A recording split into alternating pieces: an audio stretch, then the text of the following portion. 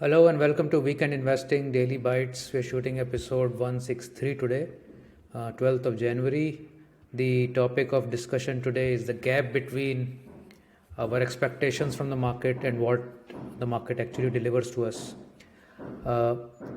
In our thought process, when we are selecting a product, when we are investing in some mutual fund from PMS or some small case, we tend to take a look at the past returns and assume that these returns will come forth every year thereon. And we will see how that is not the case, and that leads to shortfall in meeting our expectations at times, and results in a premature exit from the market or stopping of our SIPs. So in terms of the market today, market continued the run that we've been seeing for the past 10 to 15 days. Energy stocks and real estate came back in a big way today after DLF announced that they have sold 1500 crores worth of their new project. And commodity stocks were firm, infra stocks were firm. Auto has been on a run. Maruti, I think, has been running for 8 or 9 days now. Metal stocks also have picked up. So very good day today, except FMCG, IT, pharma, the defensive sectors which took the back seat. But other than that, most sectors were up and running. In terms of the broader indices, also most indices were in the range of 0.75% to 1%. Only small caps were a bit softer at 0.6%, but pretty much a broad-based rally. In the weekend investing, small cases also, MI25, MI30, MI Evergreen all did quite well. MI35 and MI50, MI20 took some sort of break today. But overall, reasonably good performance for the day, for the week, and most of them for the month as well. So coming back to this gap of expectation and reality, as I said, when we go see a product, let's say we were looking at 3 products to choose from, most people will choose product C, the ones which has the highest CAGR. And let's say the CAGR is also given for a period of 10 years. So we've seen this in our products also. So, all products that have had a higher CAGR are the first preference of all investors, whereas those with lower CAGR are usually not so preferred. Although this can be a wrong metric to actually go for. So let's go around with this example, and you choose the highest CAGR at 11.8%, product C. And then you assume that you will compound your wealth at 11.8% for the next 10-20 years, and you put into your calculators the amount that will get generated in year 1, year 2, year 3, year 4, so on and so forth. And so what happens usually is that, first of all, most people get attracted to the market after the market has run up. So the CAGR at the point at which the person has come into the marketplace to begin with, that itself is at the higher end of let's say the last few years of rolling returns. And it is very likely that immediately after such fantastic years, you will see some sober years, if I may sort of not say that we will see some crash or a negative year. That may or may not happen. But definitely after a couple of good years, it is more or less expected that you will see some normalization of those excesses, and some years may be flat, slightly negative, more negative, so on and so forth. So this is my expectation curve when I see, let's say, over 20 years, 22 years, is my expectation curve based on my 11.8% CAGR. What actually happens is this.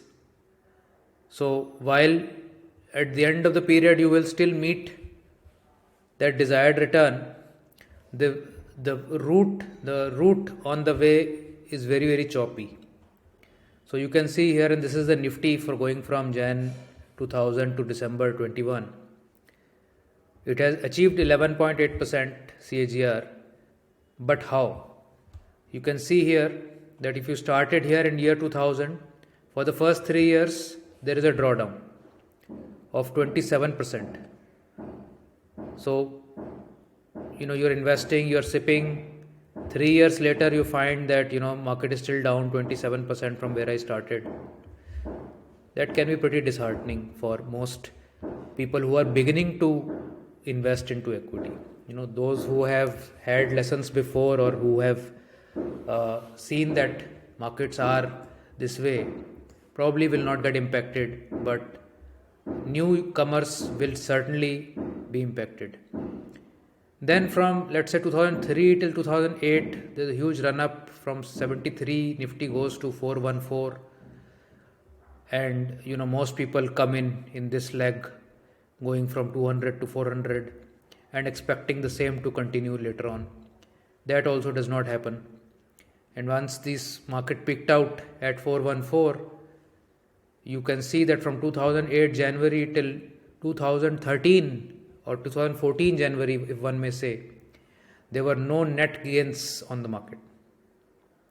So a good 6 years were spent in consolidating the sharp move that came from 2003 to 2008. How many of us, if we were beginning to invest in the markets, would survive this? Very few, I would say. From 414 to going down to 199, that 60-65% drop, that itself will take out most of the new users, having a disbelief that markets can do this also. And then maybe once the market started to come back and new users come in again, and this happens again, going from 414 to 312, another 25% drop, and you get ambushed again, and you said, no, this is not the market for me, and so on and so forth. And now in the last 5-6 years we've seen a huge run up. We can never say whether we will get something like this, or worse, or better. This may keep running up for several years, we don't know. But certainly the expectations that each year can bring me a arithmetic or geometric progression at 11.8% is a bad expectation to have. So given this kind of a backdrop, the best way to make your expectations come as close as possible to what will happen in the reality is, one, to start in a systematic manner a long-term investment plan, so that you are not caught in the vagaries of the lump sum investing at the peaks. Let me also show you the journey of the CAGR. So CAGR, if you started January 2000, would, as I mentioned in the previous slide, would have dramatically dipped in the first few years, then rose dramatically from minus 15 to almost, I would think, plus 20 odd. And then it stabilized, and in the last 1 decade or so, it has stabilized around 11 to 12%. So it takes that runway of the time for your CAGR to stabilize as you are gradually bringing in money. And over a longer period of time, 10 to 20 years, is when you will start to see very stable sort of returns from the market, provided our market keeps continuing to grow the way it has in the last 20 years. There is no certainty of that as well, but one would think that India still has a decent runway of a few decades before we try to get to the point where mature economies are and some of those markets are not doing so well anymore. But as of now, it doesn't seem that to be the case. So the point here being that the journey of CAGR itself is very volatile. So what CAGR you will see in first 3 years versus first 6 years versus first 9 years, is going to be very, very different in each phase of the market and your journey.